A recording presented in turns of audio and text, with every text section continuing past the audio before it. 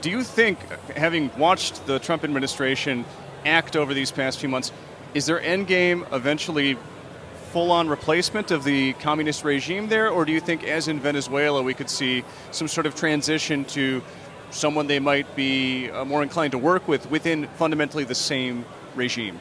It's a good question because, this is something that Marco Rubio has talked about for decades at this point. Of course, Marco Rubio, and a Cuban American himself, he's very much so close to this situation. But I think that it's an understanding that perhaps the United States, it could be as simple as this, doesn't want a communist dictatorship just about less than 100 miles off of the shores of the United States. And we know that there's been a history with Cuba when it comes to inviting Russia into the hemisphere, inviting China into the hemisphere as well.